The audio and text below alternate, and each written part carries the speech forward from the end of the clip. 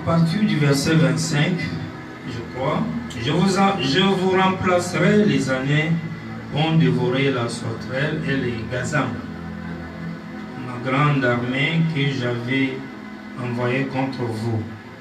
Vous mangerez et vous vous rassasierez, et vous célébrerez le nom de l'Éternel votre Dieu, qui aura fait pour vous des prodiges, et mon peuple ne sera plus jamais dans la confusion. Amen. Vous pouvez vous asseoir.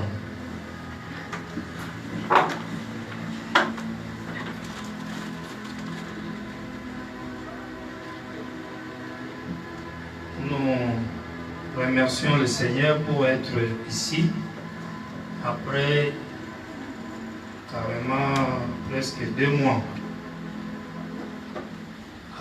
Je pense que c'est vers le 15 ou le 20 mars que nous avons cessé de venir ici. Tout le mois d'avril est passé, tout le mois de mai est passé, et là on est en juin. Nous sommes parmi les rares qui recommencent à se réunir. Nous remercions Dieu que durant tous ces mois de cette maladie où nous avons vu des images de beaucoup de victimes dans le monde, néanmoins à notre niveau nous sommes sains et saufs. Et durant tous ces jours, le Seigneur nous a gardés. Il y a frère Julien qui remercie Dieu qui avait eu un accident au travail, mais le Seigneur lui a épargné la vie. Il a eu quelque chose qui est tombé sur lui et Dieu l'a épargné. Que son nom soit loué pour ça. Et d'autres, on va donner à la fin du service. Il faut enlever les cache-nez sur le nez. Gardez ça juste dans les cou. C'est tout. Ne vous étouffez pas. Il n'y a même pas quelqu'un ici qui a corona. On fait seulement pour comparaître, bien pour apparaître, je ne sais pas. Donc, nous allons lire comme nous avons passé beaucoup de temps à la maison. Nous avons un peu rétrogradé. Parce que Frère Bonhomme dit quand quelqu'un s'absente même à l'église, un jour il a rétrogradé. Nous, on nous a bloqués durant tout ce temps. Je voulais saluer mon frère, que le Seigneur te bénisse. Et bonne arrivée. Comment vous appelez? Dieu te bénisse, frère Joanie. Et soyez le bienvenu ici. Il y a aussi mon frère, pour la première fois, frère Gofi, que Dieu te bénisse sur le chemin. Nous avons eu une très bonne causerie avec lui. Et nous sommes vraiment contents de vous voir avec nous ce soir. Je vais donner un peu certains détails des programmes, des informations à la fin, pourvu qu'on gagne d'abord au moins 1 heure du temps ici, comme le temps est vraiment parti. Je vais faire une mise au point afin de réouvrir notre service et nos programmes habituels.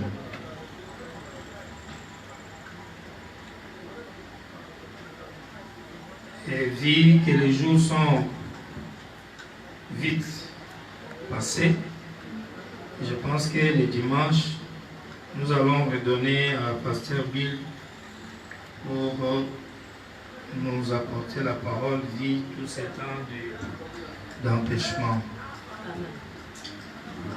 Dans ce que je vais dire, je vais parler sur la confusion.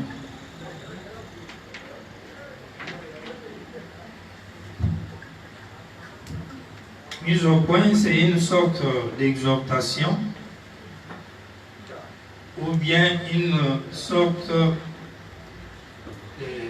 de vous réveiller.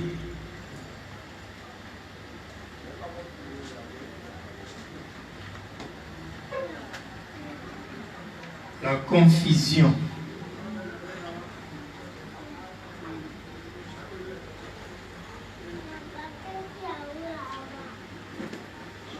pas si j'ai bien écrit ça. Ça fait longtemps qu'on n'a pas utilisé ces tableaux. J'ai oublié. Si Frère Toti était là, il allait aider nos anglophones, mais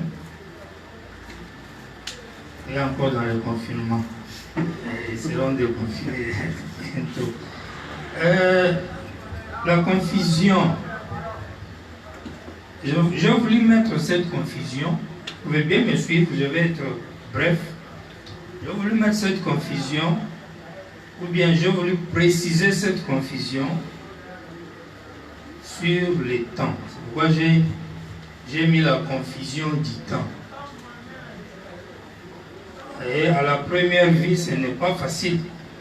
On doit expliquer le sujet pour que vous compreniez de quoi nous parlons. Amen. Pour comprendre mon sujet, essayez un peu de décortiquer ces mots. D'abord la confusion.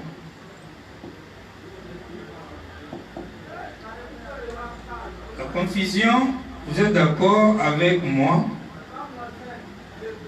et c'est un méli-mélo.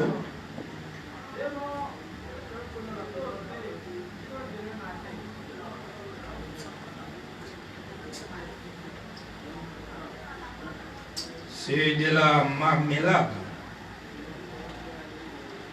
C'est un mélange.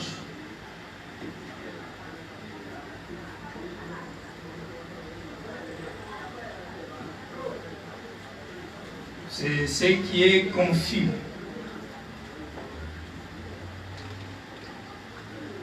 Ce qui est désordonné.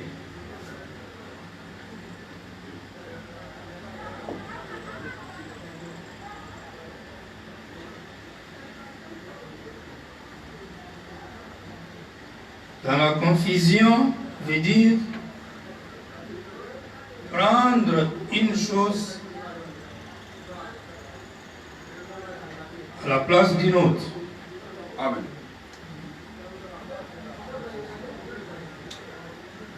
Quand tu regardes une personne qui est une personne X, toi tu vas la prendre comme Y, alors que cette personne est X. Amen. C'est une confusion.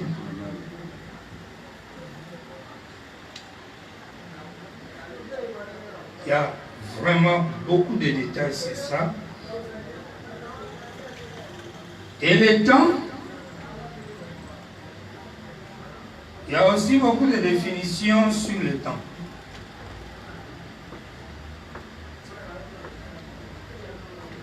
C'est un délai, une durée, des événements précis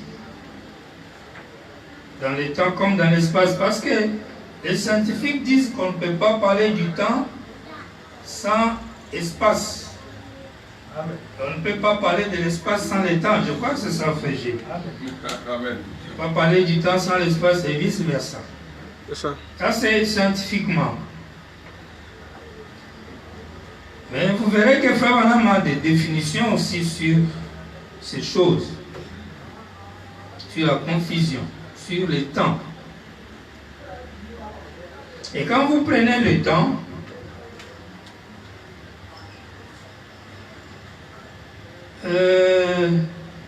c'est un élément dans ce qui est naturel. Le temps. Le temps, c'est quelque chose qui est naturel. Exemple, vous verrez que l'être humain est composé de la matière, lumière et le temps. Je crois que c'est ça, non? Amen. Matière, lumière et temps. Et la Frère Branham nous dit, nous, notre corps humain est composé de l'âme, qui est l'homme intérieur, immatériel. Vous avez l'esprit et le corps qui sont liés au temps. Vous avez 5 sens qui vous lient à ces matières ici.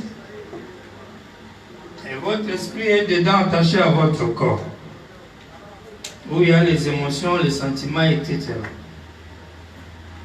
Quand nous parlons de cette confusion, nous voulons plus regarder le côté temps de cette confusion et non le côté intérieur. Parce que la confusion au niveau de l'âme, c'est encore plus grave. Mais je vais d'abord attirer votre attention sur la confusion qui provient du temps. Dans les définitions des frères Branham, le temps, ce n'est pas seulement le fait de déterminer les périodes ou les délais. Le temps est aussi l'avènement du péché. Amen. Parce qu'avant le péché, il n'y a pas le temps. Amen. On ne détermine pas les choses dans l'espace. C'est ça. Amen. Dieu vit dans sa vision dans un monde infini, illimité. Mais à cause du péché, il détermine les événements dans le temps. C'est-à-dire, après le péché, le temps existe. Et Apocalypse 10 nous dit, quand le 7e ange va proclamer le son de la trompette, il n'y aura plus du temps, il n'y aura plus les délais. Et vous verrez que le temps là, ce n'est pas juste le fait de compter les heures par rapport à un jour de 24 heures. Mais il s'agit par contre d'un temps qui est tout ce qui est non seulement le péché, mais tout ce qui était imparfait. Amen. Ça va prendre fin à ce moment-là parce que le parfait sera connu. Parce que le 7e son ou le 7e ange amène la révélation de la divinité. Et quand il amène la révélation de la divinité, vous avez ce qui est parfait. Et quand vous avez ce qui est parfait, il n'y a plus du temps parce que c'est l'entrée dans l'éternité qui commence. Et le temps de la confusion. Et Frère Branham dit, le temps et la raison et la vie sont les ennemis de Dieu. Amen. Vous voyez, le temps et la vie. Si l'homme doit voir avant d'agir, si l'homme suit, écoutez un peu ce qu'il dit lui-même. Notez d'abord une chose, la confusion ici, au jour d'aujourd'hui où nous parlons, en 2020, nous avons la confusion religieuse.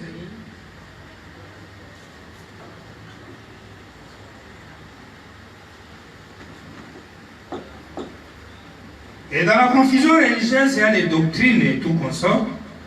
Nous avons la confusion des positions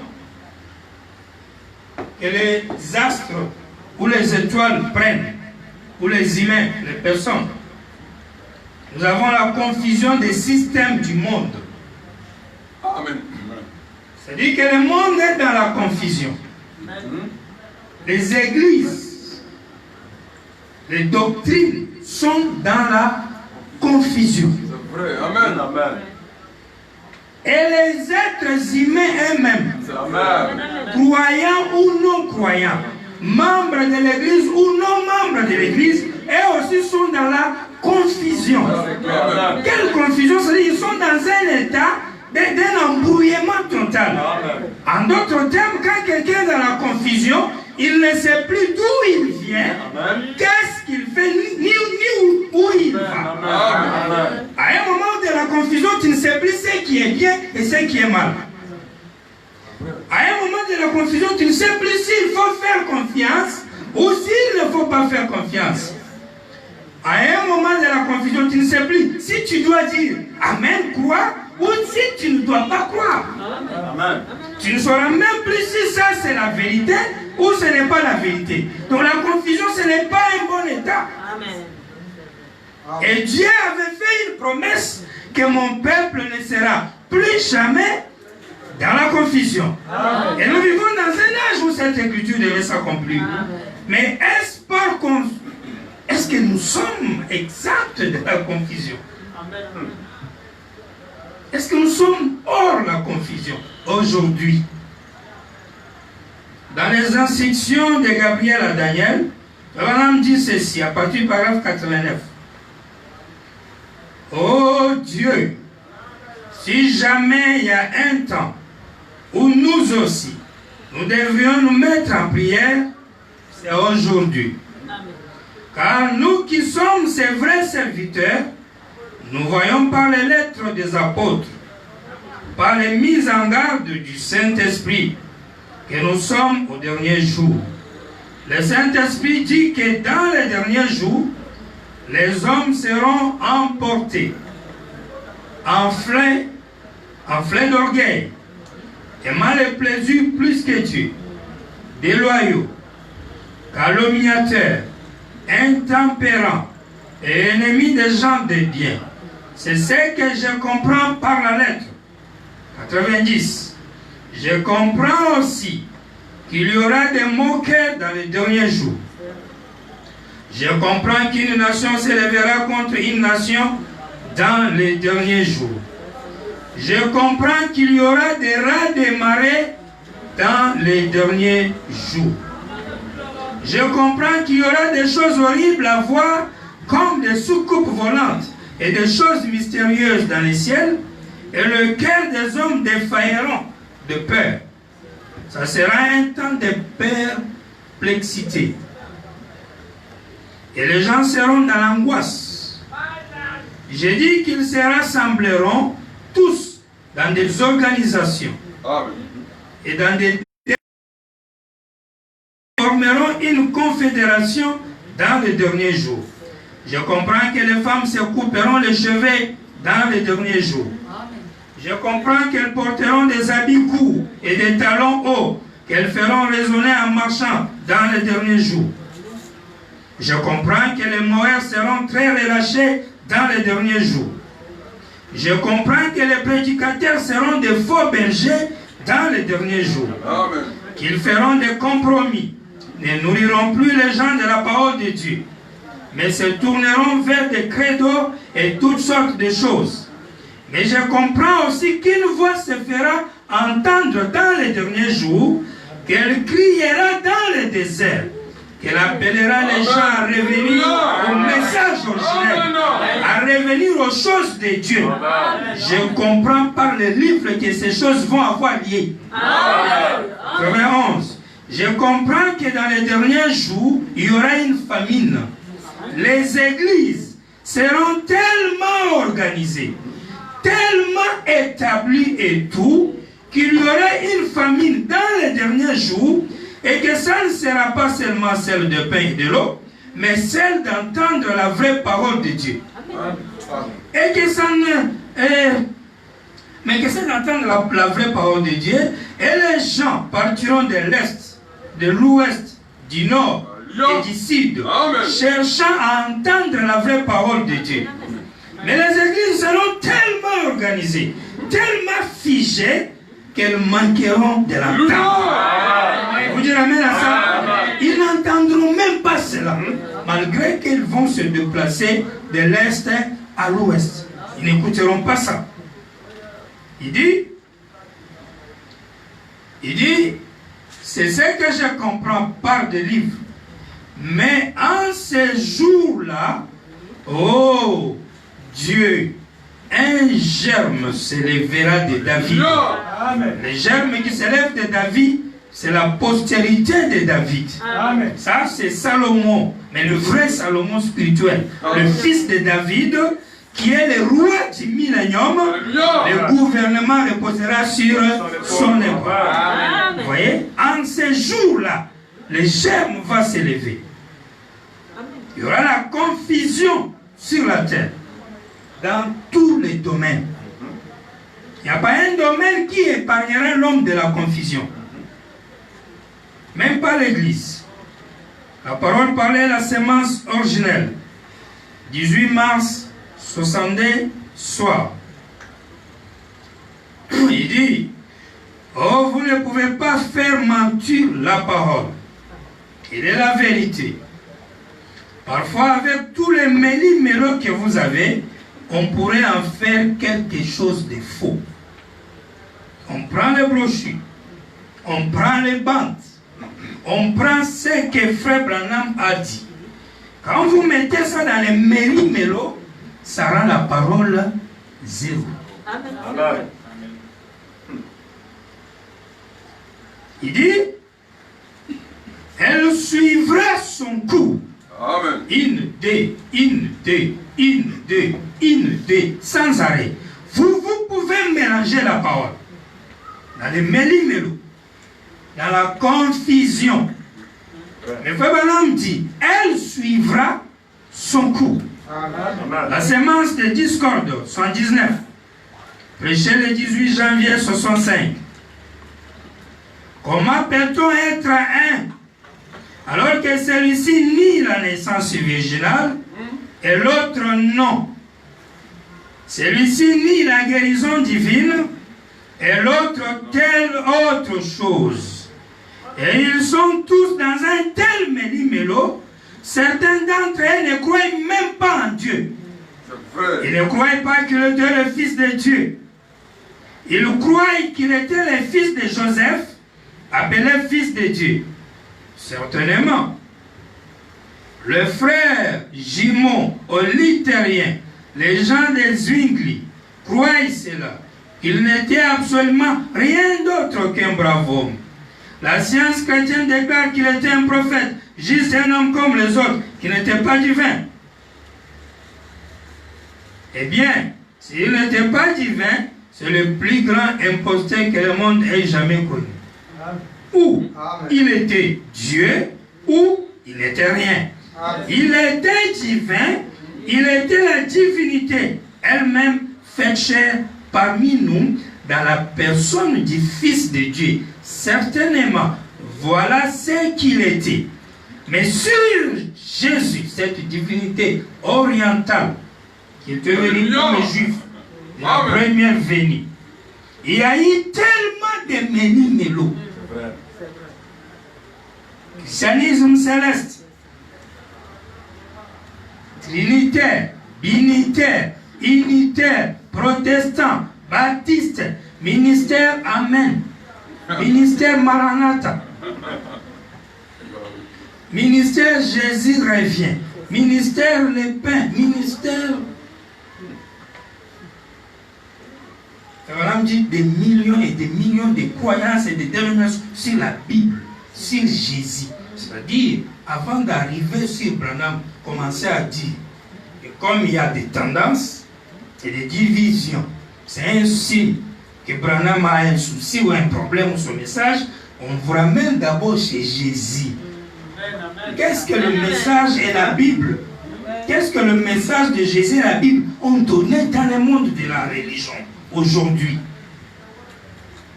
Quel méli-mélo!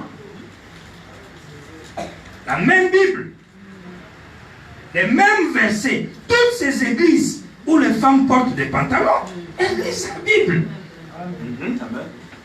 Et quand ils arrivent là, on dit, femmes porter certains habillements, ils disent, l'habillement là, regardez, ce n'était pas ce que vous appelez pantalon là, c'est pas ça. Regardez, à ce moment-là, il n'y avait même pas pantalon. Pourquoi aujourd'hui vous faites croire aux gens que quand on dit habillement de femmes, c'est pantalon, qui n'est pas ça? Parce qu'à l'époque, tout le monde portait presque des jupes ou des robes. Mais l'habillement de femmes était quoi? Tu dis quoi? Mais c'est bien. C'est faire la Bible. L'alcool, les dîmes, les offrandes, le mariage, tous ces grands thèmes de la Bible. L'ange de Dieu, paragraphe 19, péché le 4 mars 48, tenez, l'autre soir, je ferais mieux de faire cette déclaration. C'était juste la semaine passée, nous étions à Miami. Et c'est vraiment une ville de confusion. Il y a toutes sortes de doctrines et tout qui envahissent le pays là, partout. Et quand, en rentrant, j'essayais, on dirait que les gens ne sortiraient pas. Mais ils l'ont fait. Ils sont venus à la réunion par milliers. Ils ne pouvaient pas venir à cause des doctrines. Des doctrines à Miami. Et me voici ce qui s'est passé. Un soir, au cours du service, il fallait nous dépêcher, car nous avions eu plusieurs centaines, certaines affaires passées dans la ligne. centaines à faire passer dans la ligne. Nous avons fait monter d'abord quelques sourds, des muets, etc. Je descends. En effet, nous menions un combat difficile. Vrai. Car il y avait tant de confusion parmi les églises. Parce que beaucoup de gens entraient dans ces villes et cassaient les églises. Vous voyez? Ils allaient commencer leur propre église. C'est-à-dire, les églises sont tellement des rings, des combats. Plus même que les boxeurs et les catcheurs aujourd'hui. Plus même que les démons entrés. Dans le monde des païens, on disait, les loups ne se mangent pas entrés. Mais les chrétiens, elles se mangent entrés. Les agneaux se mangent entrés. Mais les loups, elles ne se mangent pas entrés. Abraham dit, il y avait tellement les guerres des églises. C'est difficile de faire comprendre aux gens que nous ne voulons pas commencer une église. Nous essayons de notre mieux d'unir l'église. C'est ce dont nous avons besoin. Ne croyez-vous pas cela? Nous avons besoin de collaborer ensemble. C'est-à-dire qu'il y avait tellement de gens qui allaient là-bas, qui cassaient des églises, que quand Frère Branham est allé à Miami, les gens, les doctrines, les pasteurs, les églises avaient peur. Parce que quand il vient là, il va aussi vouloir casser des églises pour en faire autant pour lui. Parce que s'il y a déjà une église et que tu vas la casser pour faire une autre, donc, alors tu as fait quoi? C'est celle que tu fais qui sera parfaite. Celle que tu as cassée, elle n'est pas parfaite. Comme s'il y avait une église parfaite sur la terre, alors qu'il n'y en a pas. Amen. Je ne sais pas si vous voyez ça. Donc, Frère Branham trouvait mal cette approche des gens. Combattre pour la foi. Phoenix, le 20 février 55. Paragraphe 3. Et maintenant, j'allais commencer cette série de réunions. Je viens simplement et je tiens juste à venir tenir un service d'évangélisation. J'ai vu beaucoup de choses se produire dans mes réunions. La manière surnaturelle dont le Saint-Esprit agit dans des réunions a été très étrange pour le peuple américain. À cause de la grande confusion qui règne parmi le peuple américain, il y a diverses dénominations avec des courants de croyances. Et ils sont tellement endoctrinés de leurs croyances qu'ils savent à peine où aller. Ça, il parle de l'Amérique. Mais c'est ce que nous vivons tous au jour d'aujourd'hui. Durant ces 2 mois, et nous sommes à la maison, et que nous sommes dans les réseaux sociaux, que nous recevons les coups de fil, les appels, les échanges, dans le monde même du message, nous nous demandons si on n'est pas en pleine confusion. Des églises entre églises, des pasteurs entre pasteurs, des doctrines contre des doctrines. C'est-à-dire les gens, avant même de se rapprocher, il faut d'abord vérifier il a quelle doctrine. Et dès qu'on se rapproche, moi je crois ça, moi je crois pas comme tel. Vous croyez quoi?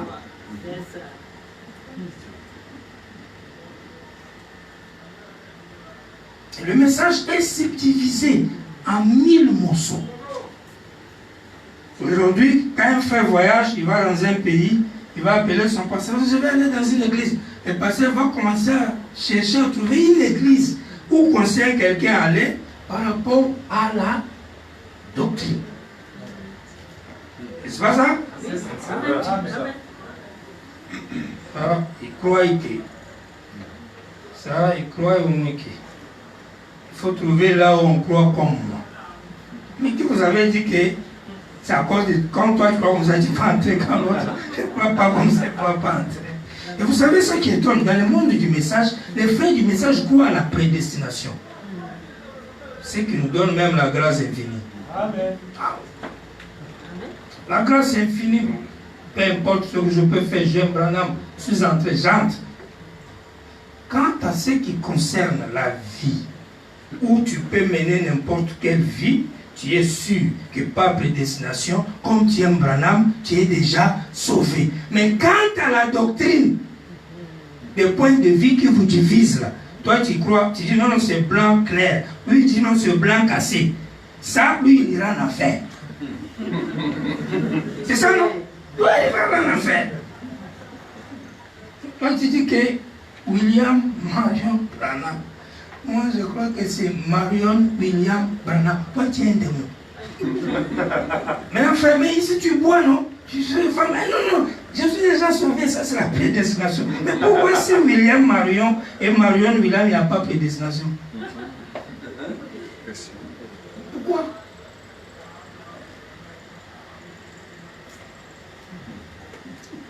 Il dit, si jamais il y a un pays qui soit vraiment devenu une Babylone moderne, c'est l'Amérique. J'espère que cela n'atteindra jamais le rivage de l'Afrique. Hein. Ça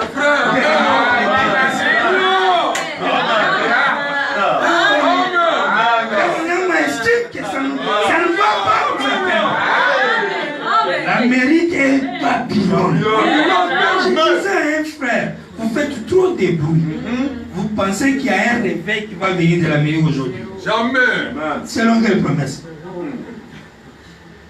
Moi, je ne suis pas contre le ministère de compte, hein, ni contre le révérend Joseph.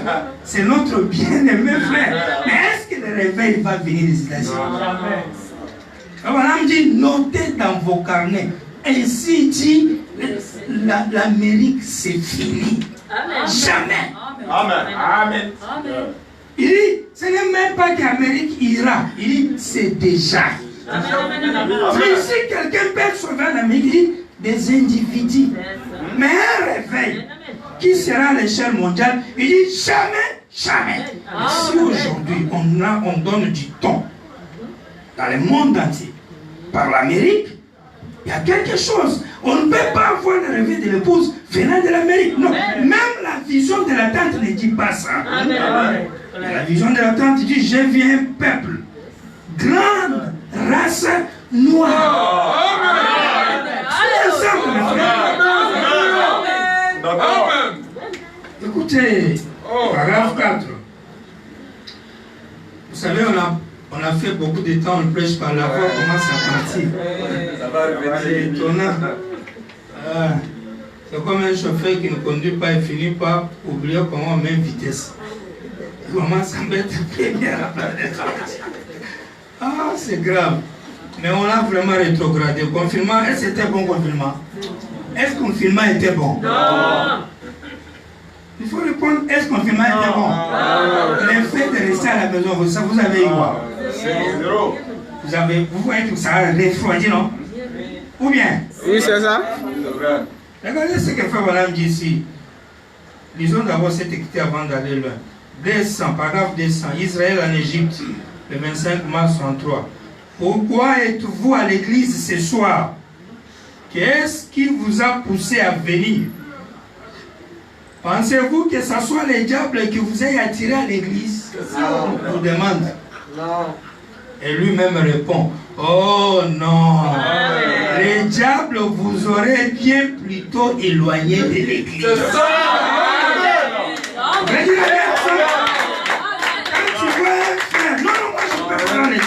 Moi, je ne vais pas dans l'église. Il est possédé, dit l'église. Pourquoi? Parce que l'église, c'est la communion. L'église reflète l'unité de Dieu. Voilà, me dit, quand vous y allez, vous prouvez au monde que vous êtes vivant. Je reviens sur prenons la perfection. Paragraphe 24. Prêché le 19 avril 57. Aujourd'hui, nous voyons tant d'évangélistes et consorts s'établir autour des personnalités. Oh, c'est honteux.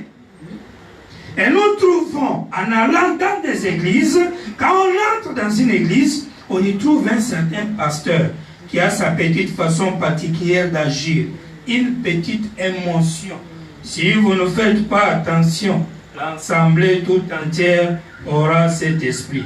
S'il est un peu émotionnel, ou s'il secoue la tête, ou s'il fait une petite chose étrange, eh bien toute l'église adoptera cela Aujourd'hui, dans nos églises modernes, nous en sommes arrivés au point où il n'y a que des sensations, des petites choses comme cela. Et c'est devenu une telle confusion.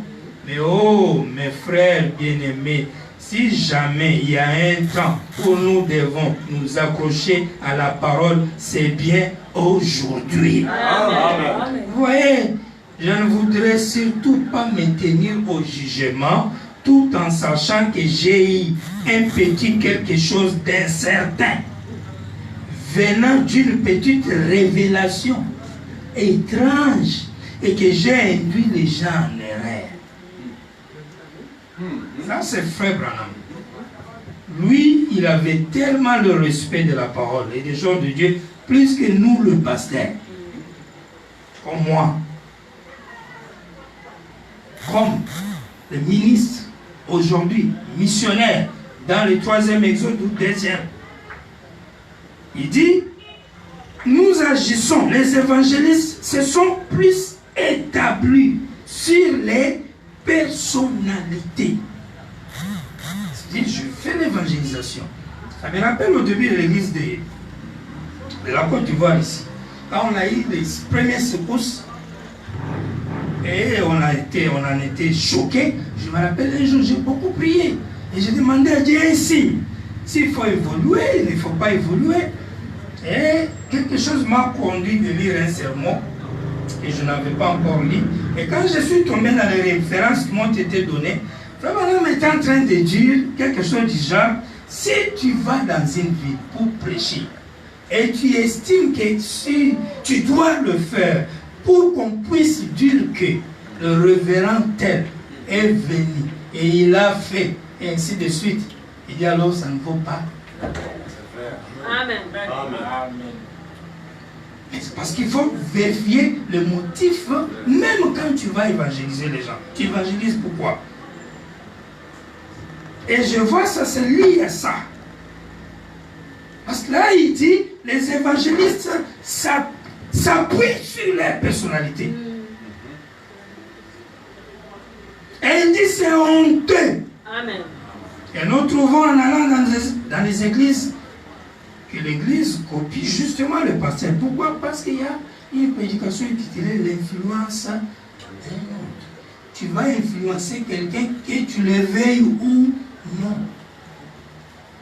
Et surtout quand tu es un enseignant, même à l'école, quand on va à l'école primaire, secondaire ou universitaire, quand je regarde l'enseignant, je peux même commencer à parler avec ses gestes. À force de le regarder me parler, ça c'est naturel. Il ne va pas me demander copier-moi, non. C'est automatique. Je le regarde tellement je l'aime que je commence à le copier.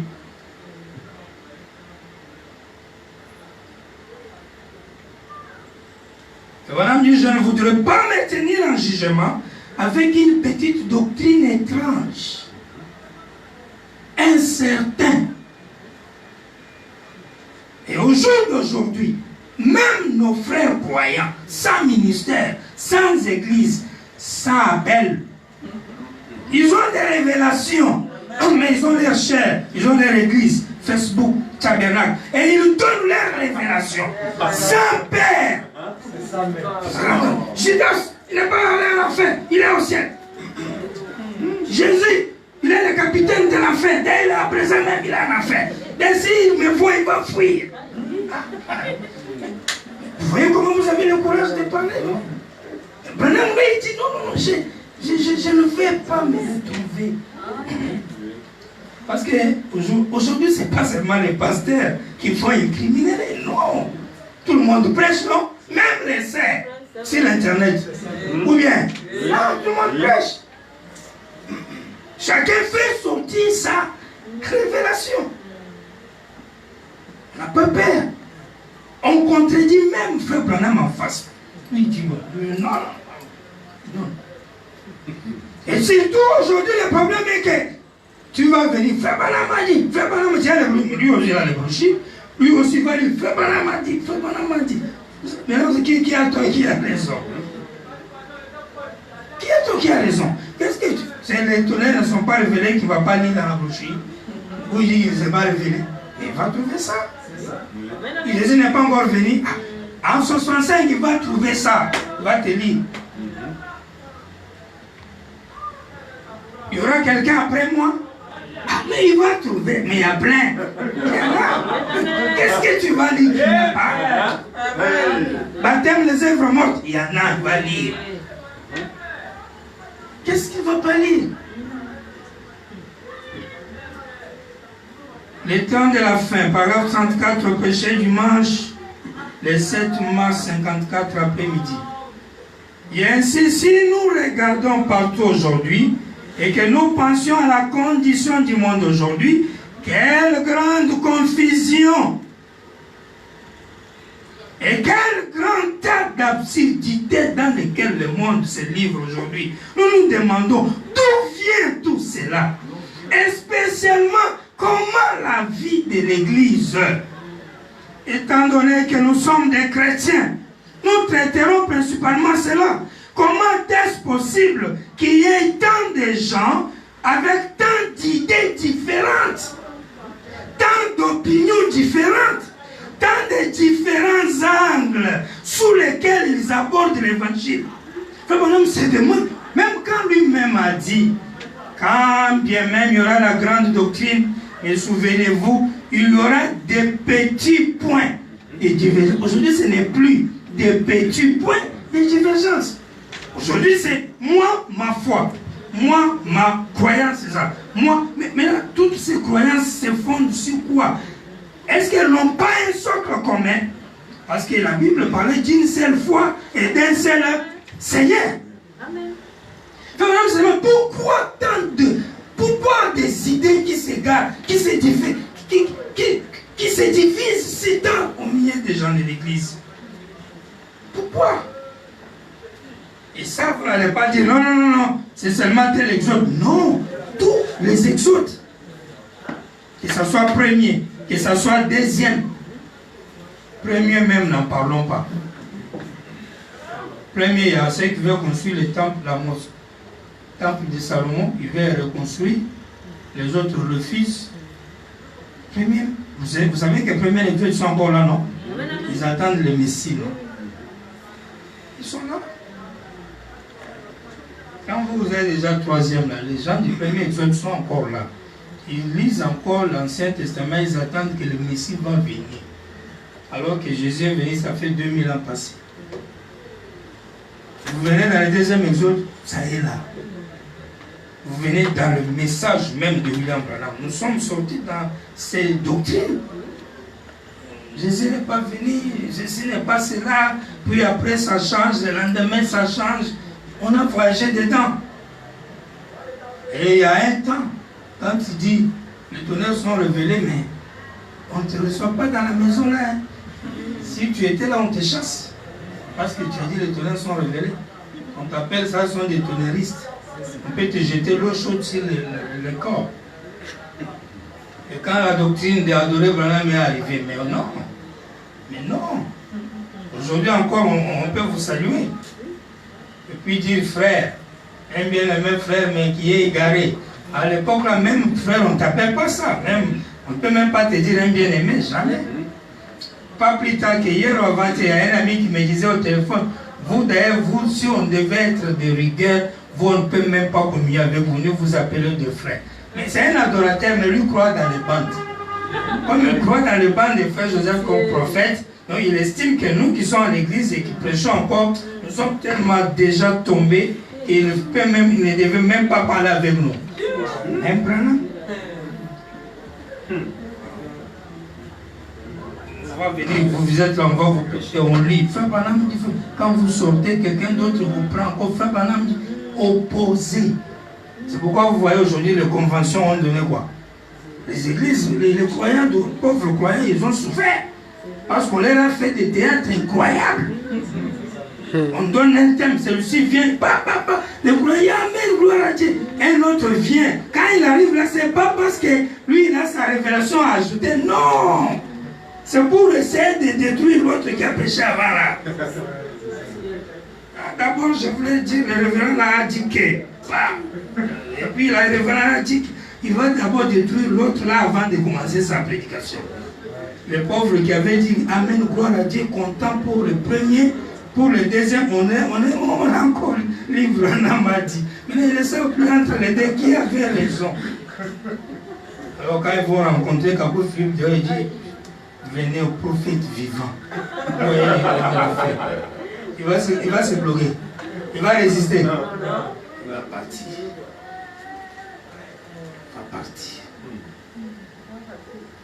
Et ce n'est pas que l'autre a prêché, je viens, j'ajoute une pierre pour édifier. Non. C'est établir des personnalités, des leadership. Et on a beaucoup vécu ça. C'est pourquoi moi j'ai dit de penser encore l'argent de Dieu.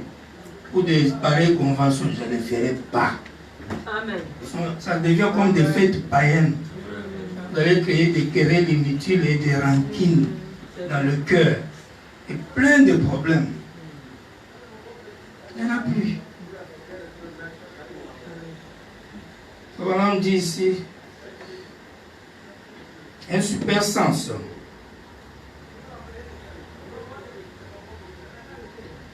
Mais qu'est-ce qu'il faut faire pour éviter la confusion?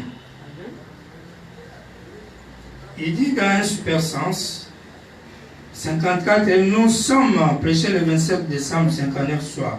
Il dit, et nous sommes reconnaissants à Dieu de posséder ces 5 sens. Mais en aucune façon, ces 5 sens ne vous ont été donnés pour vous guider. Ils vous ont été donnés pour un contact terrestre, mais il vous a été donné un 6e sens. Amen. Et ce 6e sens appartient seulement aux chrétiens. Amen. Et vous ne pouvez obtenir ce 6e sens avant de devenir chrétien. C'est le seul moyen pour vous d'avoir un sens qui soit au-dessus de ces 5 sens naturels. Amen. Un homme vit avec 5 sens. Non. Il va ajouter un élément ici. Un homme, c'est le chiffre 6. L'homme a 6 sens. Amen. C'est pas vrai? Amen. Ou bien? Oui. Ça là, on a dit ça il y a longtemps. Hein, c'est depuis l'OMI. On a prêché ça. Chaque fois on dit 5 sens. Non, c'est pas 5 sens. Et le 6e sens, vous allez voir, c'est pas seulement le croyant qui a le 6e sens. Même l'incroyant aussi, le 6e sens. La seule différence, c'est que le 6e sens chez le croyant, c'est la foi. Tandis que le 6e sens chez l'incrédule, c'est le doute. N'est-ce pas? Amen. Amen. Dans son 6e sens, il rejette Dieu. L'incrédule. Le croyant, dans son 6e sens, il croit Dieu. Amen. Vous doutez? Vous aimez les citations. Attends, on va lire pour gagner du temps. Mais ajoutez une conférence avec Dieu. Le 8 janvier 21, il dit maintenant, je voudrais que vous saisissiez quelque chose ici. Dieu, quand il créa l'homme, il lui donna 5 sens. Et ces 5 sens sont la vie, le goût, le toucher, l'odorat, lui. Comme nous le savons tous. Ces 5 sens n'ont pas été donnés à l'homme pour le conduire. Si tu es conduit par les 5 sens, tu seras victime de la confusion. Amen. Tu vas souffrir. Amen. Surtout dans l'âge d'aujourd'hui. Que tu sois ministre, pasteur ou bien croyant, même frère ou sœur. Non, moi je ne prêche pas. Non, tu auras un problème. Parce que tu ne sauras même pas quoi croire. Et qui croit. C'est le problème. C'est le problème. Est-ce qu'on va vous interdire le WhatsApp? On va vous interdire le Facebook? Non. Vous êtes dessus. Vous êtes connectés au monde. Et vous pouvez taper, cliquer même sur la magie noire. Même si vous-même, vous pouvez vous connecter. Est-ce qu'on est ensemble? Il n'y a pas moyen de vous protéger. Non, c'est seulement moi. Votre pasteur, n'écoutez personne. Non, mais vous êtes exposé au monde. Et vous lisez même les critiques sur William Branham. Comment on les critique? On dit non, ça c'est pas ça. Vous lisez les critiques sur la doctrine même du 3e exode. Tout. C'est-à-dire, il vous faut quelque chose, toi, en tant qu'individu, que tu saches au juste qu'est-ce que tu es. Mais ce n'est pas le pasteur qui va te protéger. Ce n'est pas le pasteur qui doit te protéger. Ce n'est même pas le pasteur qui doit comprendre la parole à ta place. Amen, amen. Il dit, question réponse numéro 1. 96. Vous voyez, vous êtes une personne double, triple, l'âme, le corps et l'esprit. Or, je crois que vos sens extérieurs, là on est en 64, le 23 août, vos sens extérieurs à partir de votre âme, non mais votre conscience extérieure, vos sens, en d'autres termes, quand vous êtes réveillé, vous êtes dirigé par 5 sens. La vue, le goût, le toucher, l'odorat et l'ouïe. Ils vous ont simplement été donnés pour contacter votre demeure terrestre. Ils ne vous ont pas été donnés pour contacter votre demeure céleste. Il y a en effet 6 sens dans un corps humain. Parce que il porte le nombre 6 dans la Bible. Amen. Il fit créer le 6e jour. Et il porte le nombre 6. C'est ce qu'est l'homme. Et il a la vie, le goût, le toucher, l'odorat, lui. Et la foi, soit est décidé de sa destination, de l'endroit vers lequel il se dirige. Soit il a la foi. Et il va décider d'où il va. S'il n'a pas la foi, en d'autres termes, le 6e sens, c'est le libre. Et le libre arbitre existe chez l'incroyant, tout comme chez le croyant. L'incroyant a le libre arbitre de refuser. Le croyant a le libre arbitre de croire. Quand il croit, il va vers Dieu. L'incroyant, il ne croit pas, il ne va pas vers Dieu. Quand l'incroyant doute de la parole de Dieu, il ne doute pas sur les 5 sens extérieurs. Il doute à partir de son homme intérieur. Est-ce qu'on est ensemble? Et quand il doute dans son homme intérieur, son âme est vouée à la mort. L'âme qui pêche, c'est celle qui mourra. Comment il a péché? Parce qu'il a rejeté la parole depuis son âme. Amen. Comment toi tu es sauvé? Parce que tu as crié la parole depuis ton âme. Amen. Et ça, c'est un sens 6e. Mais quand toi tu crois la parole, vous pouvez lire ça dans question-réponse numéro 4. Frère Branham dit, il y a un ange qui vient quand vous êtes né de nouveau. L'ange de l'Éternel campe autour de ceux qui craignent Dieu. En ce moment-là, c'est une partie de votre théophanie. Mâle. Parce que votre foi est femelle. Quand les deux se croisent, vous quittez 6. Vous entrez dans les 7. La perfection et l'achèvement. Là, vous devenez un homme complet avec les 7 vertus. Pas simplement 5 ou 6 sens, non. Vous avez maintenant 7. Vous êtes parfait. Pourquoi? Parce que votre foi, qui est 6e sens, a reçu les germes de la parole de Dieu. Alléluia. La foi plus les germes, ça s'est fécondé et ça a donné la nouvelle naissance. Là, vous êtes né de nouveau. Et la nouvelle naissance, la personne que tu as produite là devient 17e. Alléluia. Est-ce qu'on est ensemble? De l'âge de 6. C'est là où tu deviens divin. Amen. Qui a dépassé l'homme animal. Puis il va rester dans le chiffre 6. Parce que 6 est le nombre de l'être humain. Amen. Quand tu as atteint ça, c'est toi qui es concerné par Joël qui dit, mon peuple ne sera plus jamais dans la... Le peuple là, on ne parlait pas des églises. On ne parlait pas des croyants du message. Ni deuxième, ni troisième église. Mais on parlait des individus qui seront nés de nouveau. Des individus. C'est qui ne seront jamais dans la confusion. Comme vous allez trouver où? Un ici, un là-bas. Un ici, un là-bas. Mais quand vous allez dans les églises, confusion sur confusion. Si ce n'est pas la chaise, c'est dans le banc. Il n'y a que confusion. Parce que la confusion, je vous ai dit, elle est doctrinale. Elle est aussi dans des positionnements. Positionnement veut dire, parce qu'on a dit confusion, c'est confondre, non? les croyants confondent les choses, non? Un administrateur peut se confondre et il devient peut-être pianiste. Un pianiste peut aussi se confondre, devenir pasteur. Il y a la confusion aussi dans l'église. Vous pouvez oublier votre place. Vous pouvez même oublier que vous êtes un homme et ça c'est une femme. Et qu'entre un homme et une femme, il y a une distance.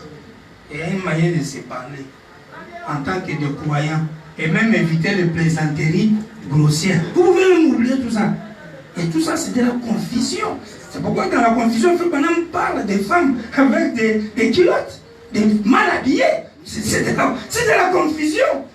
Il a oublié que ça, c'est le sous-vêtement, il est dehors. Il est sorti dehors avec son vêtement. Il est embrouillé. Il a fait des marmelades. Hein? Et ça marche. Amen. Hein, dis amen. Amen. La main là est trop molle. C'est pas fort. Le confinement était fort. Le confinement était fort. Mais vous allez vous déglacer un peu. Mais les autres, il faut aller le chauffer pour enlever la glace à la maison avant qu'il arrive. Ici, les jours qui viennent. Il n'y a pas d'église. Il y a 2 mois seulement. K.O. Même pour prier. Problème. Prier. Malgré qu'on essayait même de faire des vidéos, les gens ne suivent même pas. Même quand ils essaient de suivre, c'est rien. Et vous allez voir que c'est différent que quand vous entrez dans ces églises. Qui est consacré pour adorer Dieu. C'est différent. Amen. J'ai vécu ça hier. Dès qu'on est entré ici, je me sentais dans un autre endroit. Amen. La parole de Dieu restera toujours vraie. Amen. Vous n'allez pas, parce que ça c'est un moyen qui nous a permis de tester. C'est vrai. Il n'y a pas d'église, bon. Allez-y un peu à la maison. Nous-mêmes on était déjà habitués. Et vous là, vous prêchez. Moi-même je me sentais déjà un petit poisson dans l'eau. Il n'y a plus de concentration, il n'y a plus trop à lire pour chercher. Il n'y a plus d'église.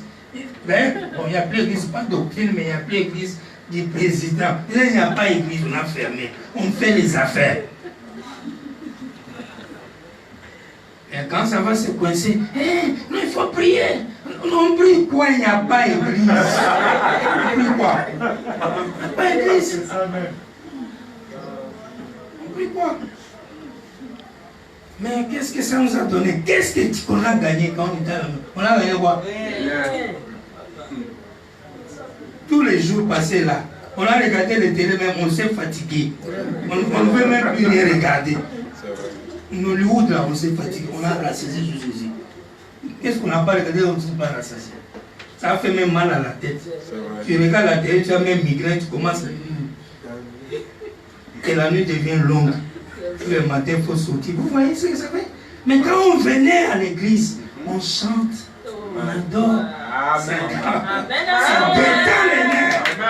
On retourne à la maison, on se sent bien. On a encore la vie de vivre. Si ça continue comme ça, pourquoi on allait se suicider? Ah, ça c'est vrai. Parce que la vie était nulle. Nulle, mes frères. Quand on va encore aujourd'hui. Ok, juste 10 minutes, on arrête. Disons question-réponse numéro 3. Il dit, et vous, 246, toujours des 64 là. Vous connaissez ça, c'est au 2 volume 2. Et nous ne pouvons pas recevoir le Fils promis, lequel nous a été promis aujourd'hui, dans ce corps où nous vivons. Ce corps, c'est le péché. Cette première conscience contrôle ce corps par la vie, le goût, le toucher, l'odorat et lui. Et cela nous a complètement embrouillés. Nous raisonnons et tout le reste. Mais ce nouveau corps, Alléluia, qui vient de cette nouvelle naissance, non pas cette première conscience, celle-ci disparaîtra. C'est cette chose intérieure qui vit. Que tous ceux qui la comprennent disent Amen. L'Assemblée répond Amen. Ce n'est pas cette vie, ce goût, ce toucher, cet odorat, cette vie extérieure. Ce n'est pas cela. Cela est voué à la mort. Et mourra. Mais votre partie partie intérieure. Ici, à l'intérieur, l'intérieur, c'est la personne qui ne peut pas mourir, voyez-vous? Amen. Et c'est la personne qui y a la nouvelle vie qui commence à partir de cette nouvelle naissance. Amen.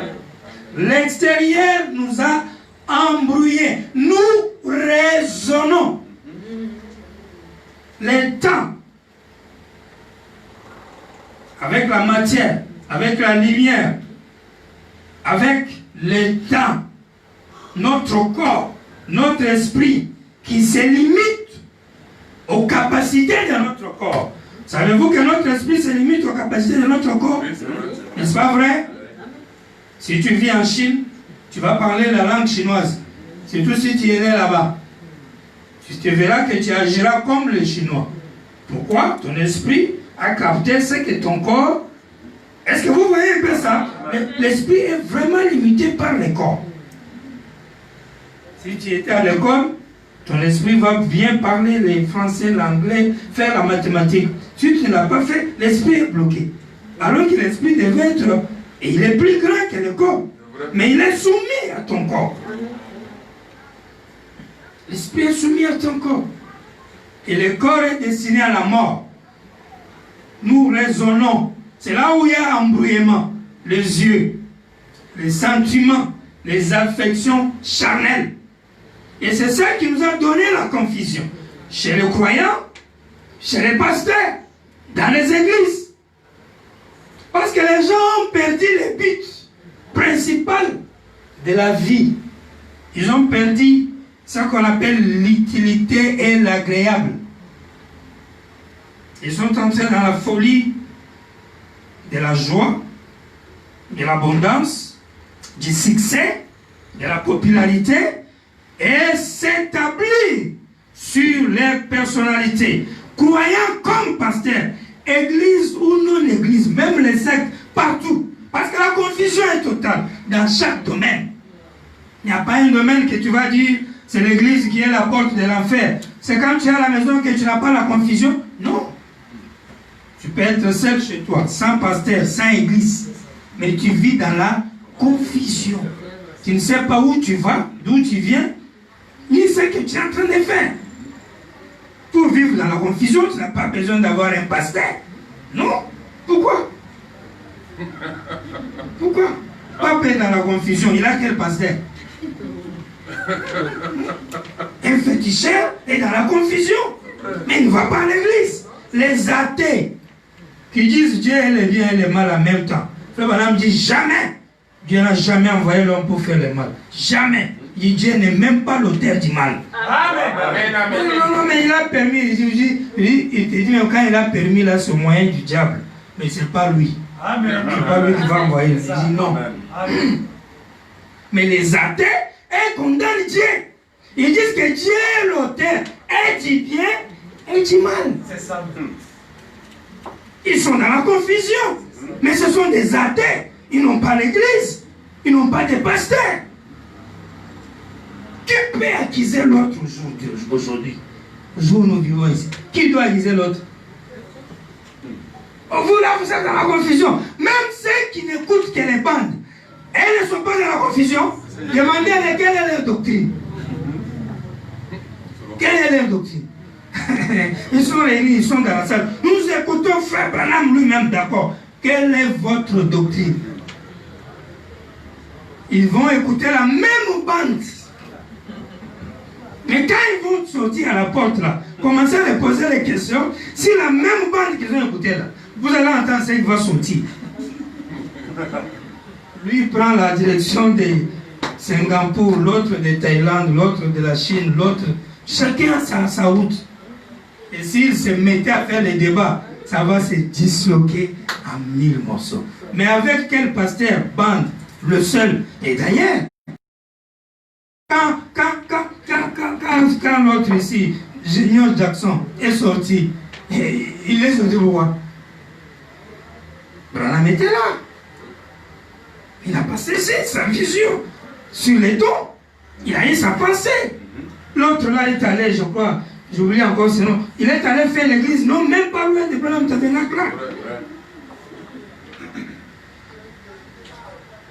Qui va dire que c'est celui-ci, pas moi, c'est celui. Qui va dire ça? Et frère, on pose la question aux gens. Si Dieu veut nous juger, il va utiliser quelle église? Du troisième exode. Parce qu'à l'époque, il parlait par rapport aux dénominations. Mais moi, je parle du troisième exode où nous avons des milliers de doctrines, des milliers de divisions, des milliers de querelles. Croyants, pasteurs, entre églises, entre elles confondues. Mais si Dieu voulait juger le monde, il va juger seulement une église, n'est-ce pas? Bon, pour juger ceux qui croient vraiment en Branham, j'ai choisi l'église William Branham, le royaume éternel. Là où se trouve pasteur Zoé. C'est là la référence des églises pour que les autres entrent au ciel. C'est ça, n'est-ce pas?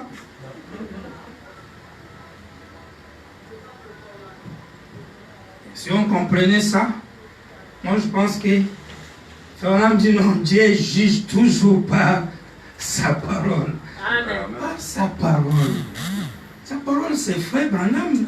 L'homme Branham, il est la parole. Mais le problème est que c'est un homme complexe. Si tu n'es pas né de nouveau, tu ne vas jamais les saisir. Amen. Les citations ne vont. Tu vas les prendre même sur la tête. Tu vas avec ça en affaire sans problème. Amen, amen. Frère Branham dit, mon problème n'est pas de connaître sa parole, mais connaître l'auteur de la parole.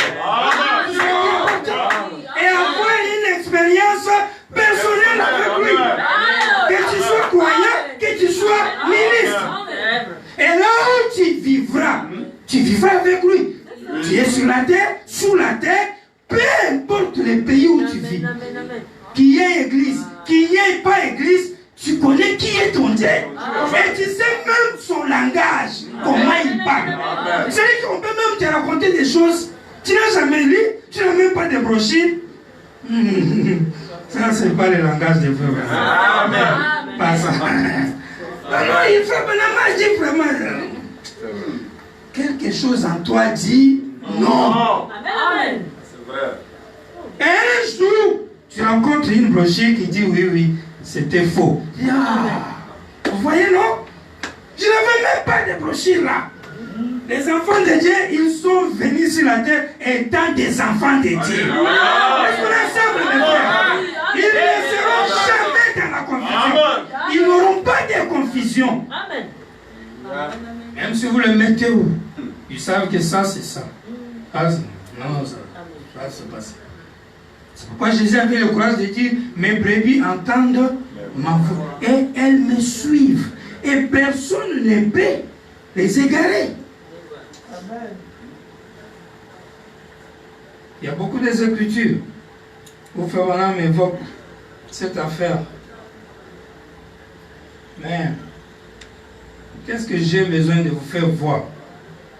J'ai besoin de vous faire voir que si vous ne faites pas attention dans votre propre foi, vous allez avoir vraiment des difficultés. Parce que nous vivons dans les mauvais jours. Tout ce que Dieu essaie de faire pour réveiller les gens, ça ne les réveille pas. Au contraire, les gens s'enfoncent davantage. Et nous sommes tellement dans une période de refroidissement que tout s'est refroidi. Tout, sauf rien. Quelle église va dire moi, laquelle? Je ne la connais pas. Il n'y en a pas.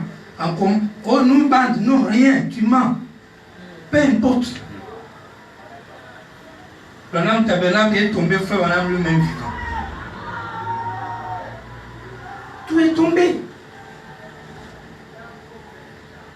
Quand vous vous levez le matin, quand vous regardez, quand vous entendez, à un moment, les gens sont découragés.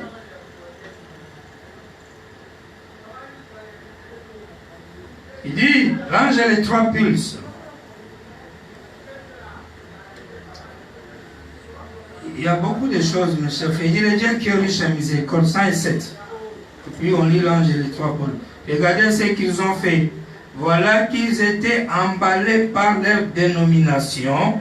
Ils se sont empressés de se forger chacun un credo et tout.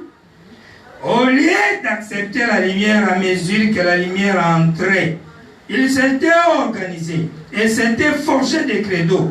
toute personne qui venait se faisait une doctrine et y demeurait. Et alors, ils étaient tellement emportés que le Saint-Esprit ne pouvait pas entrer dans l'église. Ils se sont tout simplement fait une autre idole. Une autre idole. Avec des divisions. En commençant, Israël a vécu ces choses. L'ange de 3 Paul 16, vous voyez, il y a longtemps que vous les gens, vous ne pouvez pas venir auprès de Dieu et vous tenir tranquille et savoir où vous vous tenez. La Bible a dit qu'en ces derniers jours, il y aurait une famine, non pas de pain seulement, mais celle d'entendre la parole de Dieu. Et les hommes iraient de l'est, l'ouest, nord, sud, essayant de la trouver, mais ils la manqueront. Vous feriez mieux d'être scellés dans le royaume de Dieu par le Saint-Esprit pendant que vous en avez l'occasion. Vous parliez d'un temps de confusion. Il vient le temps dont la Bible a dit ils seront si proches qu'ils pourraient séduire même les élites si c'était possible. Est-ce vrai? Amen. Le temps où Paul dit les gens seront orgueilleux, enflins d'orgueil, fanfarons, aimant le plaisir plus que Dieu, ayant l'apparence de la piété, mais régnant ce qui en fait la force, traître, calomniateur, etc. C'est ça. Refroidissement, il n'y a plus de réveil. Tout s'est arrêté. C'est pourquoi on a demandé à Frère Branham par un frère dans son question-réponse de 64 ici. Je crois dans la question-réponse numéro 4. Frère Branham, qu'est-ce qu'il faut faire pour avoir encore l'effet, pour prier, le réveil? Parce que je sens envie de prier. On dit, vous n'aurez pas le réveil terminé. Amen. Non, c'est vrai. Il n'a pas dit non, va gêner, ça va venir. Il est réveillé. Il dit, ça fait presque 15 ans qu'il avait réveillé. Ça a même duré, parce que souvent c'est 3 ans et demi. Là, lui, là, a fait même presque 15 ans. Le réveil et quand vous prenez même le réveil de l'épouse, des 3e poules, c'est un réveil individuel dans le cœur de celui qui va être réveillé. C'est pourquoi Frère Branham dit, le 3e pôle, ce ne sera pas une démonstration publique. Ce n'était pas seulement vouloir dire, on ne va pas publier ça publiquement. Non. Non. Vous prenez les démonstrations publiques des 2 premiers pôles, c'est quoi? Vous voyez le miracle. Méthode de moi. Au nom de Jésus. Ça, ce sont des démonstrations. Même Paul dit, on n'est pas venu prêcher seulement par les paroles persuasive, mais avec la démonstration de la puissance. Bon, les miracles, les gens courent. Le 3e pour quand lui vient, quand il sort même c'est des tonnerres, on comprend rien. Et il n'y a pas de sensation. Parce que le 3e pôle, c'est faire concevoir une femme sans les rapports sexuels. Comme Marie. Est-ce qu'on est ensemble? C'est-à-dire quand la chose se passe en toi, les 5 sens du corps et de l'esprit n'ont rien saisi. Amen. Est-ce qu'on est ensemble? C'est au-delà de leur portée. Amen. Et tu es un Dieu sur la terre. Tu ne seras pas dans la confusion. Tu ne vas pas appeler ABBA. Non. Amen. Ce n'est pas le pasteur qui doit t'aider à tout faire. Non. Non. Mais non, pas du tout. Amen.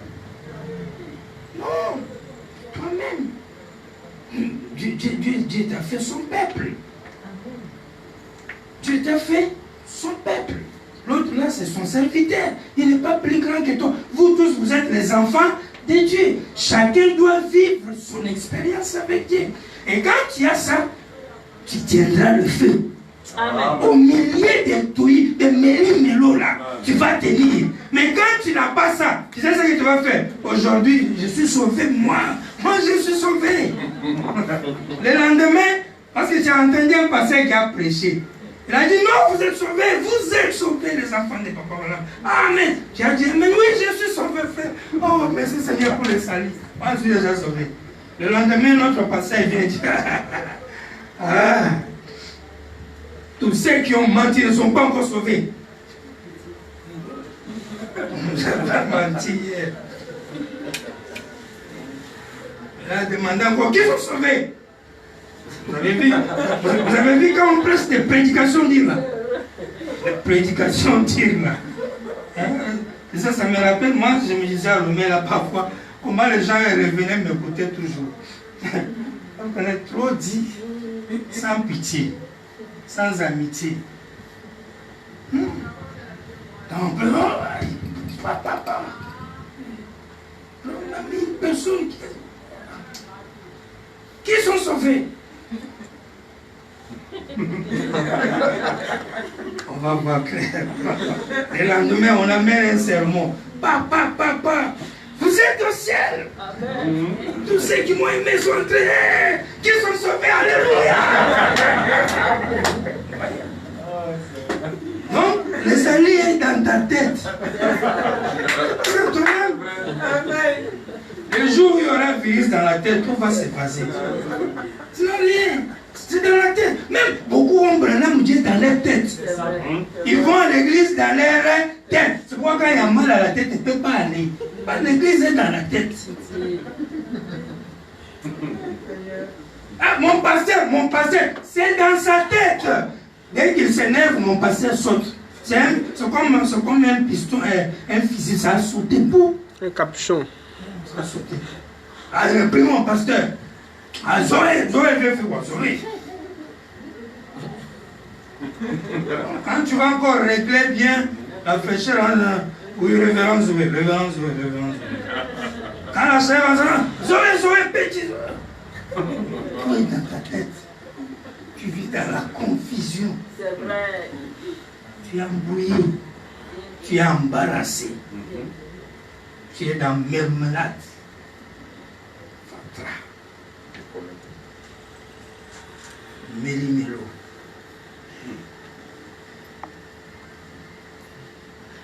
Ce sont ici ces généraux qui crient.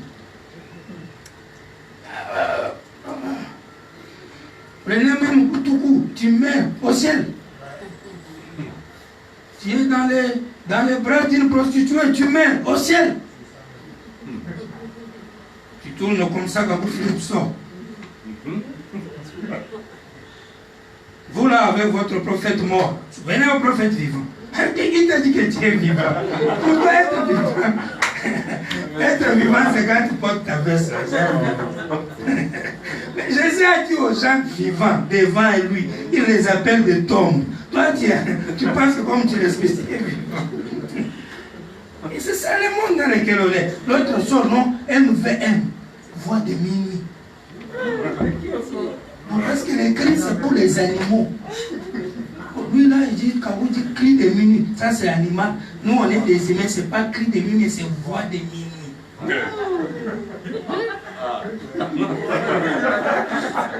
Mais après, on se dit, mais ouais, cette affaire-là, avec quelle base? Branham. Support, brochure. Quelqu'un viendra. Zappé dit c'est lui. Kakou dit c'est lui. Thomas de l'Inde, 8e messager, dit le grand aimant de l'Est. C'est lui. Là, on disait notre frère ici, dernièrement. Après encore, on m'appelle, oh, il dit 8e messager. Alors que quand il m'appelait souvent pour dire, hey, vous savez, certaines personnes, quand on ne les intéresse pas, c'est pas qu'on n'aime pas les enfants de Dieu. C'est pour éviter seulement les emmerdements. Amen. Amen. Parce que les vraies choses sont authentiques. Amen. On ne les force pas. Quand les faits brûlent, là, tu vas toi-même bouger. Oh, ouais, je ne vais pas baptême. Ok. Le lendemain, 8e message. Non, il n'y a pas 8, il y a 7. Le lendemain, c'est 7, c'est 8. Puis après, c'est 9. On ne sait pas où on se tient. Parce qu'on vit dans la confusion. La confusion est une mauvaise chose. La confusion te fait manquer ta place. Tu vas oublier ta place. On ne veut pas parler de la confusion dans le monde. Ça, on connaît déjà. Donc, je lis une dernière citation, puis on va prier. On va entrer.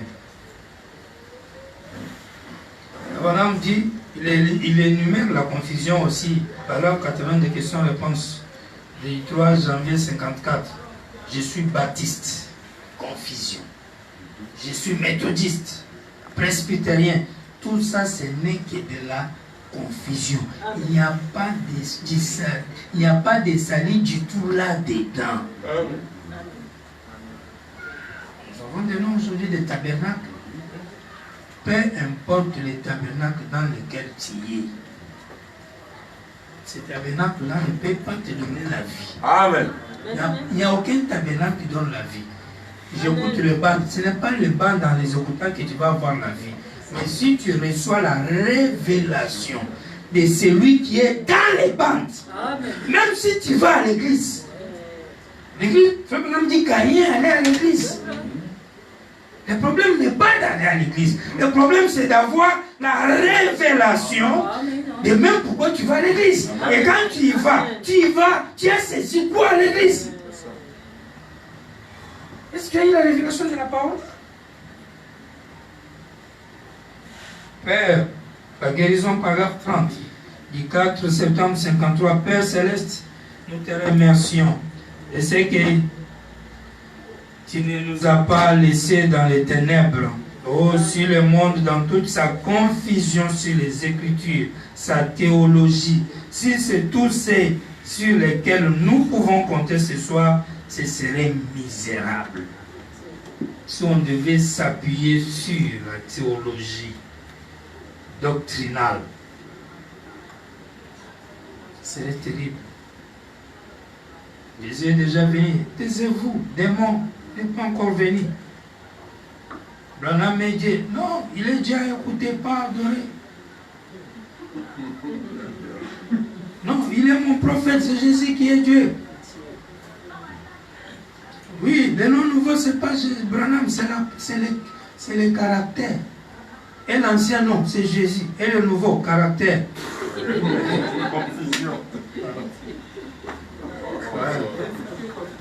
Mais la prière au nom du caractère, non? Pour changer, pour être conséquent avec le nom nouveau. Avant l'ancien, tu pries au nom de Jésus. Le nouveau, il faut dire au nom du caractère. Amen. Branham est Dieu, oui, mais c'est Jésus qui l'a fait Dieu. Non. Bon, c'est Jésus qui est Dieu, mais il a changé le nom nouveau, ça devient Branham. Non. Mais frère, on a des millions de tendances et de doctrines. Maintenant, pour vous aider, vous devez naître de nouveau. Si vous êtes né de nouveau, si vous connaissez Branham, pas selon vos 5 sens, pas selon le temps. Comme Paul disait, je ne connais pas Jésus selon la chair. Amen. C'est-à-dire, même si moi je te connais par révélation, je vais te respecter. Si je te connais par la chair, je verrai mes intérêts avant toi. Parce que l'humain est fait comme ça. L'humain aime la gloire. C'est seulement Branham qui n'était pas l'humain qui va quelque part, il trouve un concours de grand gibier, qui a gagné grand gibier. Et là, les gens ont montré leur gibier jusqu'à... On a dit, ah, lui, il est plus grand, il va prendre le prix. Branham regarde pour lui, trouve que pour lui, c'est plus gros qu'eux tous. Mais il voit déjà que lui est très content, il attend le prix. Il cache pour lui. Amen. Puis on donne à l'autre le prix. Puis après le prix, il ouvre. Puis on dit, ah, mais Branham, pourquoi tu as caché alors que tu as le plus grand? Je ne voulais pas gâcher sa joie. Amen. Amen. Amen. Ça, c'est les ADN Branham. Amen. Mais nous, pourquoi nous, les gens là qui sont en train de dire, moi je suis, faisons comme toi, tu vas te comparer à Branham, même son genou, quel jour? Même jusqu'au niveau de son genou. Toi. Branham, quand on nous donne le témoignage, lui-même, il arrive, quelqu'un lui demande de réserve pour sa voiture en panne, et puis il n'a pas vérifié si c'est bien, il n'y en a pas, ils sont partis. Il fait une centaine de kilomètres, il se rend compte qu'il y avait pneu, il va rentrer pour aller donner. Toi, tu fais ça. Quelqu'un vient pour le voler, prendre des tentes, prendre même l'argent. Oh, j'ai campagne ici. Billy, un monsieur va venir, il va faire campagne. L'argent, il va attendre. Mais c'est faux, il ment. Et quand il va venir, il faut lui donner. Si c'est moi, Zoé, là, mais tu es mort. Comment je vais te louper à même? Si toi, tu es enfant, toi, tu es volé. Nous, on est... Ou bien, c'est comme ça que nous, on est. Pourquoi moi, je ne peux jamais me comparer à Frère Branham? Non. Moi, j'ai dit même au frère, la parole là, on discute.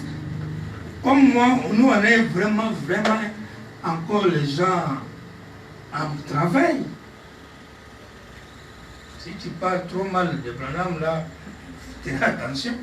Ah, les chaises qui sont là, ça peut bouger. Hein. Ça peut bouger. Les chaises, oui. On connaît sa faiblesse. Moi, je suis comme Pierre. Bon, il a cassé quelqu'un l'oreille. À cause de Jésus. Donc, moi, si vraiment je te trouve un peu trop insolent contre Branham, ça c'est que je vais te casser l'oreille. Si j'ai le moyen, je vais couper ça. Pas avec écriture, non. Pas avec écriture. Avec les mains. Mais est-ce que Branham peut faire comme ça? Ah non. Très doux. Lui, bon, lui c'est un champion. Vous voyez les fous d'Oregon, comment il est tombé, non? Mais c'est la grâce parfaite, miséricorde. On ne peut pas se comparer à Frère Branham. Lui, il est autre chose. Mais à notre niveau, essayons n'effisquer de le connaître d'une manière par révélation. Vous verrez que quand vous allez connaître ces messages par révélation, vous n'allez plus... Non. Vous allez être stable. Vous ne serez étonné, effrayé ou embrouillé par rien au monde. Amen. Peu importe ce que tu vas lire. Quelqu'un peut on a dit, j'ai lu, on a dit que sur le net, on a dit que on vous a peut-être donné toutes les preuves que c'est du faux. Vous faites comment? Bon, attends, je vais appeler Pasteur Zoé pour vérifier. Alors, j'ai dit, on dit que Branham, la preuve, on a donné au moins 20 preuves que c'est du faux. Donc, je suis vraiment embrouillé. Moi, je dois t'embrouiller encore. Tu es un enfant bâtard, un vrai puissant qui a saisi la vision. Donc, tu vas attendre encore que quelqu'un t'explique quoi, si Branham. Qu'est-ce que toi tu vas lire comme critique? Et puis ça va me faire quelque chose. Ça commence même comment? Et vous verrez que ce sont les mêmes choses. Prenez même dans ces affaires de choisir un pasteur. On dit, quand vous choisissez un pasteur, c'est un enseignant, vous l'avez choisi par rapport à la comparaison que toi-même tu t'es fait. Ouais. Toi individuellement, comme quand on choisit une femme ou un mari. Paragraphe 8, Hébreux chapitre 3. Ou bien Hébreux chapitre 3. Justement. Paragraphe 8. Choisissez un enseignant. Et quand vous le choisissez, par révélation, c'est pas quelqu'un qui va venir te dire non, il faut le laisser, c'est un faux. Puis tu vas écouter. Ce n'est pas les commérages que tu vas faire dehors contre lui. Parce que tu l'as choisi par révélation. Et si tu connais ma soeur, mon frère, par révélation, tu ne vas pas les mentir, tu ne vas pas les trahir, tu ne peux pas concevoir du mal contre lui. Amen, amen. Tu seras véridique, tu seras franc. Amen. Amen, amen. Hein? Amen. Quand c'est oui, oui, non, non, ça, je vais, ça, je ne vais pas. Tu es clair et honnête. Il n'y aura pas tous ces malhonnêtetés que nous vivons aujourd'hui. Et ces commérages, et ces calomnies. On a dit, on a dit, on a dit, on a dit. Tout ça, c'est la marque de la révélation. Parce qu'on vit dans la confusion totale. De tout et de rien. Dans nos maisons, confusion. À l'école, confusion. Dans des bureaux, confusion. Le secrétaire ne connaît pas sa place, le patron ne connaît pas sa place. Dans les maisons, il y a tellement de confusion que certains hommes sont devenus des femmes. Et ils pensent que c'est ça avoir le Saint-Esprit. Et être moderne. Ou être bien amoureux. C'est pas ça. Amen. Deuxième alliance, on est en troisième alliance, l'homme domine toujours. Amen. Le sexe est le même. Toujours les mêmes choses là. De la genèse là, naturelle. L'homme domine sur la femme. La femme obéit. Alors, les enfants obéissent, pas de rébellion. Confusion, c'est pas seulement à l'église, dans nos maisons. On peut enlever la confusion. Chaque chose a sa place. Chacun reconnaît son travail. Frère dit c'est comme dans une maison. Le congélateur a son travail. Si tu veux suivre les infos, n'allez pas ouvrir le congélateur. Tu veux les infos? Cherche la radio, ou bien là, ou ton téléphone. Le congélateur, il faut aller chercher l'eau glacée, ou bien les choses à manger. N'est-ce pas vrai? Si tu veux dormir, ne va pas sur la table. Mais cela ne veut pas dire que la table n'est pas utile. La table a son travail. Pour dormir, va sur les lits. Chaque chose a un rôle. Et à chaque besoin, non, le ventre me tourne mal. Si ça te tourne mal, alors là, ne va pas dans la cuisine. Tu t'es trompé d'adresse. Va où il faut partir là. Amen. Est-ce qu'on est ensemble, mes frères? Pouvez-vous dire Amen? Amen. Et dans l'église, c'est la même chose. Quel est ton travail? Le travail du pasteur, laissez-lui faire. Ne prends pas son travail. Et n'essayez pas de lui donner les idées plus meilleures que Dieu qui lui a appelé pour travailler là. Non, ça ne fait pas bon. Au moins, si tu es son conseiller, quand Dieu peut te dire, il faut lui dire, papa. Il n'est pas son conseiller. Ne crois jamais que Dieu va te révéler quelque chose qui n'a pas révélé. Non, ça n'existe pas. Le Branham dit, l'homme le plus saint dans une église, c'est le pasteur. Amen. Je dis amen à ça. C'est pourquoi on dit la manne cachée. Le Branham dit, manne cachée veut dire quelque chose de spécial qu'on donne à celui qui doit enseigner. Il dit, vous ne pouvez pas dépasser votre pasteur. La sainteté la plus élevée dans une église, c'est le pasteur. Ça, c'est la vérité, mes frères. Et on a vu sur le net les discussions et les débats. L'autre dit, le pasteur la donne la vie éternelle. Quelle vie il va donner? Vous les divinisez. Ils s'appellent des prophètes. Ce ne sont pas des prophètes. Mais un ministre, c'est un prophète aujourd'hui. Un ministre, c'est un prophète, quelqu'un qui prêche. Amen. Alléluia. On va lire les restes des Écritures sur les mercredis. Prier encore. C'est juste les 2 jours là pour enlever la glace. Car la glace elle est forte.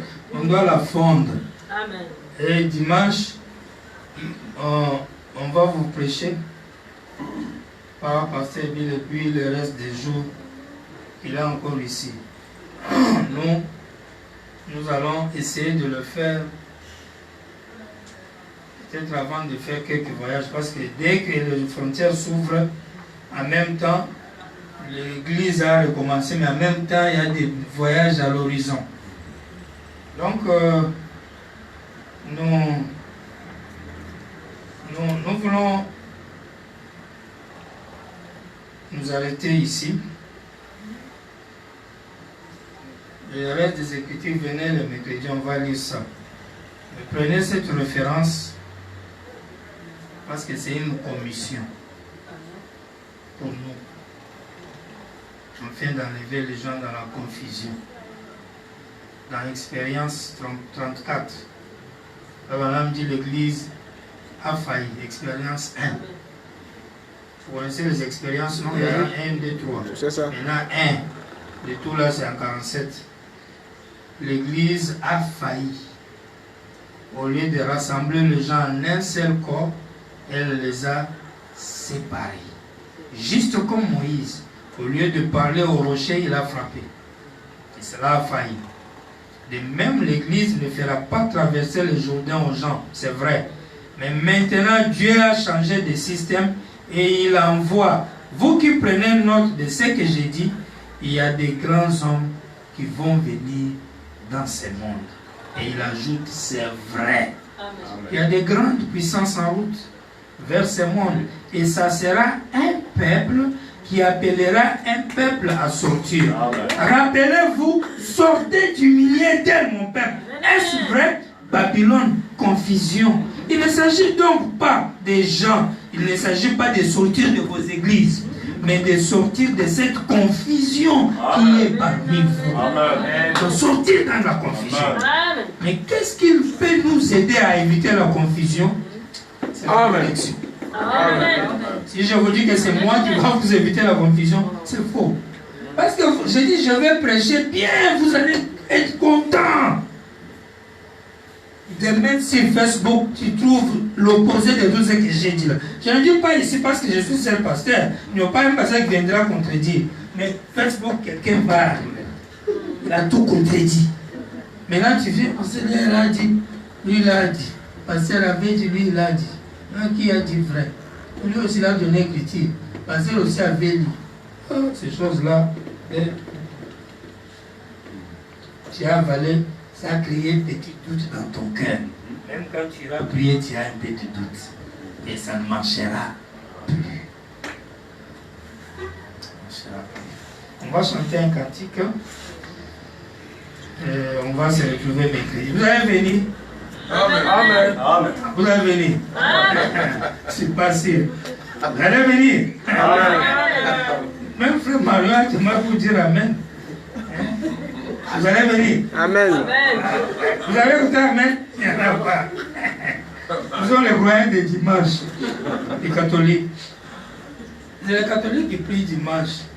Un vrai croyant n'attend pas un dimanche pour aller à l'église. Hein? Même si c'était un lundi, il doit aller à l'église. Est-ce qu'on peut se lever mercredi? Amen. Mercredi, c'est un grand jour pour nous, les croyants du 3e exode. Parce que ça a un bon chiffre. Vous voyez? Vous connaissez le chiffre du mercredi? C'est quel chiffre? Chiffre 4. Amen. L'adoration. La délivrance. C'est un grand jour. Le jour où Dieu a fait de bonnes choses. Frère, on aimait trop ça. Et c'est tout le soir. Nous allons chanter un cantique.